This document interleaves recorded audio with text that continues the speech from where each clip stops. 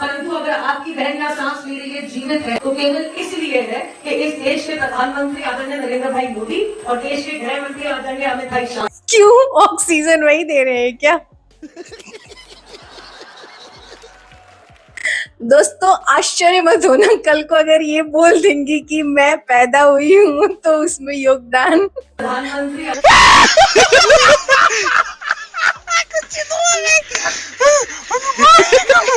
प्यारे अंधभक्तों, जरा ध्यान से सुनो।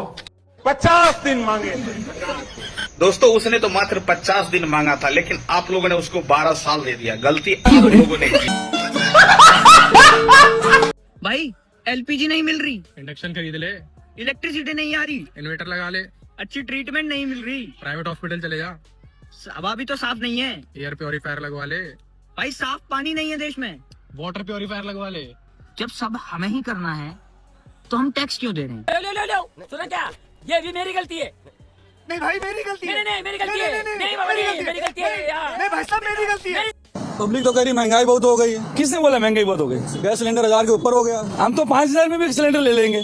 5000 सिलेंडर ले लेंगे। हाँ 5000 सिलेंडर लेने में दिक्कत नहीं है। 5000 से 25000 में भी ले लेंगे, मगर चाहिए हमारे को मोदी।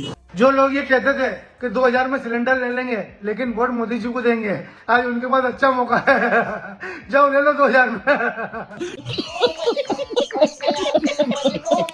अब गैस सिलेंडर की मारामारी चल रही, हमको तो ऐसा लग रहा है ये 2-3 साल ऐसे ही चलता रहा तो लौट के हम लोग वही सतयुग में आ जाएंगे कि बेटा चूल्हे पे रोटी बनानी। चूल्हे की रोटी से जीवन ज्यादा अच्छा था, लेकिन गैस की रोटी से कितनी बीमारियां हो रही हैं। डॉक्टरों के पास जाके इसका चेकअप करा लीजिए। आज आपके घर के पुरुषों में दम नहीं रहा। कुछ समझे दया? हाँ सर, इसका मतलब है अब आप सोचिए कि जब इस बाबा ने कैमरे के सामने इतना प्रसाद बांटा है तो फिर भाई पर्दे के पीछे कितना चमत्कार किया होगा इसने, हमको नहीं पता। बांग्लादेश में जहाँ पे हिंदुओं की हत्या हो रही है, वहाँ पे 5000 टन डीजल भारत के प्रधानमंत्री नरेंद्र मोदी जी ने भेजा है। नहीं, ऐसा नहीं हो सकता। करीब करीब 60 लाख लीटर डीजल।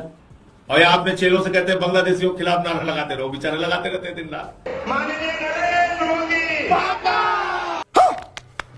माननीय नरेंद्र मोदी पापा।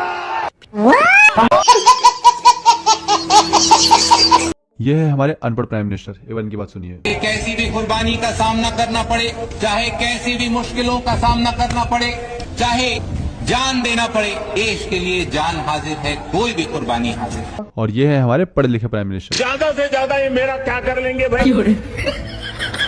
मैंने बताइए क्या कर लेंगे? अरे हम तो फकीर आदमी हैं, झोला लेके चल पड़ेंगे जी। अगर मोदी जी राजनीति छोड़ भी देंगे ना तो चाय बेचकर अपना गुजारा कर लेंगे। ऐसे कैसे गुजारा कर लेंगे, गैस तो मिल ही ना रही है। मेरे भाई 63 रुपए पेट्रोल और 400 रुपए का सिलेंडर देके कांग्रेस सरकार इस देश को लूट रही थी। फिर हमारे महामानव मोगली जी आए, उन्होंने 100 रुपए पार पेट्रोल की और 1000 पार कर दिया सिलेंडर, तब जाके हमारा देश बचा। अरे बड़े खतरनाक लोग। लाल किले से 15 अगस्त को एक बार कह रहे हैं पंडित जी कि उत्तर कोरिया और दक्षिण कोरिया में लड़ाई चल रही है, इसलिए भारत में महंगाई बढ़ रही है। अब उत्तर कोरिया दक्षिण कोरिया कहाँ है और यहाँ पर महंगाई बढ़ने की बात नेहरू जी कह रहे थे। अध्यक्ष जी, इस युद्ध के कारण दुनिया में जो कठिन हालात बने हैं, उनका प्रभाव लंबे समय तक बने रहने की आशंका है। कोई बता सकता है कि दोनों आदमी एक ही है, अलग अलग इंसान है? हमको कुछ नहीं पता। इस वक्त फादरलैंड से लेकर फूफालैंड तक कोहराम मचा हुआ है। ईरान ने हर तरफ हाहाकार मचा रखा है। अभी तक ईरान का लगातार नुकसान हो रहा था, हमें तकलीफ हो रही थी, लेकिन भारत के गणतंत्रों ने जैसे ही नेतन्याहू की पूजा शुरू की, नेतन्याहू को तिलक लगाना शुरू किया, कि जब से ये सब शुरू किया इन्होंने छींचा लेकर, भाई इजराइल का बुरा टाइम शुरू हो गया, अमेरिका का बुरा टाइम शुरू हो गया।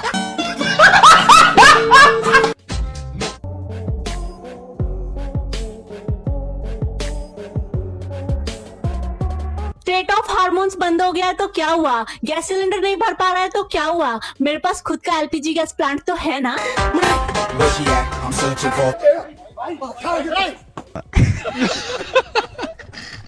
एक बात समझ में नहीं आ रही। क्या?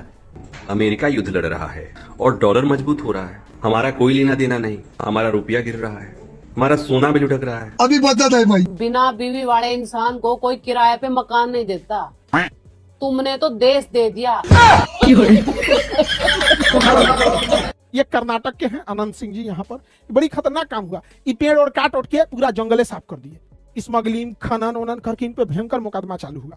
ठीक है, पेड़ और साफ करने में पुष्पा से तगड़ा आदमी है, ये पूरा जंगल का जंगल साफ कर देता है। इसके ऊपर जब केस हुआ तो ये आनंद सिंह जो थे ना, ये भाई साहब कांग्रेस का था, कांग्रेस छोड़ के बीजेपी ज्वाइन कर लिया। अब मजेदार बात सुनिए, जुम करो भाई बीजेपी ज्वाइन किया ना, इसको फॉरेस्ट मिनिस्टर बना दिया गया, किसी को पता नहीं चलेगा।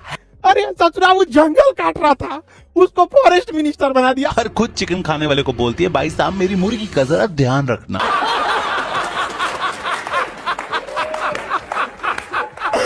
हम कोरोना के समय भी एकजुटता से ऐसी चुनौतियों का सामना कर चुके हैं। अब हमें फिर से उसी तरह तैयार रहने की आवश्यकता है। तो मैं तो तैयार हो गई हूँ। मैं नहीं चाहती कि मैं पिछली बार वाली गलती करूँ। पिछली बार मैंने क्या गलती की थी, मैंने महामानव की बातें सुनी नहीं थी, और जब उन्होंने थाली और ताली बजाने को कहा था मैंने इग्नोर कर दिया था। अरे बड़े खतरनाक लोग हैं। उत्तम नगर में खून की होली खेलने गए इस चिलगोजे को देखिए।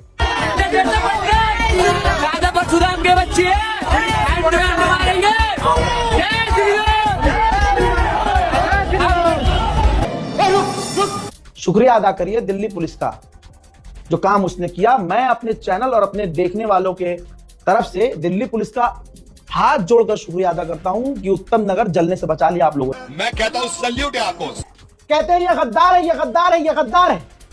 मुसलमान वफा नहीं करते। तस्वीर अपने आंखों से देख लीजिए। पाकिस्तान के लिए सुमित कुमार जो 36 साल का था, भारतीय एयरफोर्स में था, गद्दारी कर रहा था, मुल्क से गद्दारी करी इसने। पाकिस्तान को हमारे फाइटर जेट की जानकारी दी, पाकिस्तान को हमारे डिफेंस की जानकारी दी, पाकिस्तान को हमारे रडार की जानकारी दी। कौन था ये? कुमार। जितने सुअर की नस्लें ये गोदी मीडिया के एंकर हैं, ये अपनी अम्मा की घुस गए क्या? अब क्यों नहीं निकल रहा मुंह से? यूपी के गाजियाबाद पुलिस को बड़ी कामयाबी मिली। एक बार फिर से ऐसा गैंग पकड़ा है जो भारत के रेलवे स्टेशन, मंदिर और इंपॉर्टेंट सेंसिटिव इलाकों में कैमरे लगा चुका था। जीपीएस लोकेशन पाकिस्तान को भेज रहा था। गणेश, विवेक, गगन प्रजापति, दुर्गेश निषाद और इसके अलावा और भी लोग शामिल हैं। यह तो उत्तर प्रदेश पुलिस, हमारी एनआईए गाजियाबाद पुलिस का कारनामा है। किन गद्दारों को पकड़ लिया। अब बैठ जाओगे मुंह बंद करके अंधभक्तों। और वो जो ऑपरेशन सिंदूर में जो यूट्यूबर थी, जो पाकिस्तान एम्बेसी में जा जाकर घुस रही थी, मुझे गद्दार कहने वाला तुम्हारा बाप हूं मैं। कभी पाकिस्तान की तरफ मुंह नहीं किया, पाकिस्तान एम्बेसी की तरफ मुंह नहीं किया। और वो तुम्हारे घर की हरियाणा बीजेपी से जो थी, एनआईए ने बताया है कोर्ट को, इसी लड़की ने, ज्योति मल्होत्रा ने पाकिस्तान को हमारे खुफिया जानकारी दी, पाकिस्तान को हमारे सेंसिटिव जानकारी दी। बताइए गद्दार कौन? ये अपनी माँ के भी नहीं है। और भारत माँ, भारत माँ, अबे हम भारत माँ को माँ नहीं कहते, लेकिन माँ से वफादारी करना जानते हैं। हमारा इस्लाम हमें कहता है कि मुल्क से मोहब्बत आधा ईमान है, और हर मुसलमान अपने वतन से बेइंतहा प्यार करता है।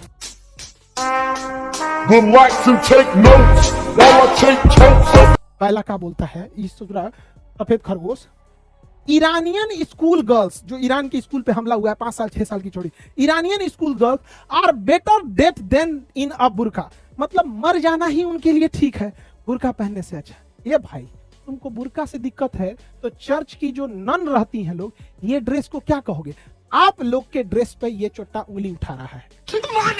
खोपड़ी तोड़। हम अमेरिका वालों को एक झलक बस दिखलाते हैं कि ये है इलॉन मस्क, एक बाप का नाम है इरोल मस्क। इलॉन मस्क इसका नाम है, एक बाबूजी का नाम है इरोल मस्क। इसका बाबूजी इलॉन मस्क का पिता इरोल मस्क ई महिला से ब्याह किया। ठीक है। ई महिला पहले से शादीशुदा थी, डिवोर्स हो गया था। इसका पहले से एगो बेटी थी, और ये बेटी बेचारी बहुत छोटी थी तो गोद में थी, और इससे ब्याह हो गया। समझ गया। ये चोट्टा का किया, इस बेटी के बड़े होने का इंतजार किया। जब ये बेटी बड़ी हो गई 5 साल से, तो इसकी तो बेटी लगेगी ना। जब एकरा से शादी किया तो इसकी बेटी तो बेटी लगेगी। जब बड़ी हो गई तो एकरा से ब्याह कर लिया। अरे देवा। एक का नाम है जाना, अभी एक लड़का भइल है। इस ससुर अपने बाप के माई का रिश्ता क्या कहलाता है बुझाइए नहीं रहा, इसको क्या कहा जाएगा। पूरे बहनिये से इस सूरत नहीं का रिश्ता होगा, हमें पता नहीं चल रहा है। खैर ये तो अमेरिका वाले समझे एप्स्टीनियन लोग। सुपर पावर और एप्स्टीन फाइल के हीरो डोनाल्ड ट्रंप ने कहा है कि मैं ईरान से बात करना चाहता हूं। ईरान ने कहा कि रमजान में शैतान से बात नहीं होता है। चुनाव आयोग कह रहा है कि वो फुटेज नहीं दिखाएगा, कोर्ट कह रहा है कि वो पीएम की डिग्री नहीं दिखाएगा, और पीएम कह रहा है कि वो पीएम केयर फंड नहीं दिखाएगा, और इनको नेहरू जी और इंदिरा गांधी से 70 सालों का हिसाब चाहिए। एक बात याद रखना आप सभी लोग, सरकार हमेशा जनता की बनती है। जनता अगर अंधविश्वासी है तो सरकार अंधविश्वासी होगी, जनता अगर बेवड़ी है तो सरकार बेवड़ी होगी, जनता अगर चोर है तो सरकार चोर होगी, जनता अगर भ्रष्ट है तो सरकार भ्रष्ट होगी, जनता अगर तार्किक और शिक्षित है तो सरकार भी तार्किक और शिक्षित होगी, जनता अगर जन कल्याण करती है, एक दूसरे का सहयोग करेगी, तो सरकारें भी एक दूसरे का सहयोग करेंगी। इसीलिए ऐसी सरकार चुनो जो तुम्हारा कल्याण करे। तो उसके लिए हमें आपस में तालमेल बिठाकर रखना पड़ेगा, लड़ाई बंद करनी पड़ेगी, जात पात से ऊपर उठना पड़ेगा, हिंदू मुस्लिम से ऊपर उठना पड़ेगा, बच्चों को शिक्षा देनी पड़ेगी, जो हमारे युवा हैं उनको तार्किक बनाना पड़ेगा, तब हमारे बच्चों की बुद्धि जगेगी। भारत में लोग राजनीति कर रहे थे, हमारी सरकार, कांग्रेस की सरकार, बीजेपी की सरकार, दुबई का राजा जो था ये फ्लाइट पकड़ हांगकांग, कहा कि जितनी फैक्ट्री जानी है, जितना ऑफिस चाहिए, हम सेम बिल्डिंग बना के आपको देंगे दुबई में। इतना डेवलप किया दुबई ने, यहाँ की सारी कंपनियां सारे की सारी कहां शिफ्ट हो गई सर, दुबई से। जहां केवल रेगिस्तान होता था, देखते देखते पूरी दुनिया में आगे कौन निकल गया, दुबई। बड़े बड़े कंपनियों की मीटिंग ऑफिस दुबई, कोई भी बड़े बिजनेस डील होगा दुबई। इवन भारत में कोई अमेरिका से कोई भी सामान लिए, दुबई एयरपोर्ट पर पहले जहाज उसको क्या करेगा, उतारेगा, उसके बाद दूसरे जहाज से यहाँ लाए। आप बताइए, हम लोग इन्हें अंडमान निकोबार में नहीं बुला सकते थे। दुबई में भी समुद्र का बीच है, किनारा है, जहाँ भी समुद्र, लेकिन ना हम लोग क्या करेंगे, कांग्रेस बीजेपी। अगर आपको वीडियो पसंद आता है तो लाइक, शेयर एंड सब्सक्राइब जरूर करें, और इस वीडियो के बारे में आपका क्या ख्याल है नीचे कमेंट बॉक्स में अपना राय जरूर रखें।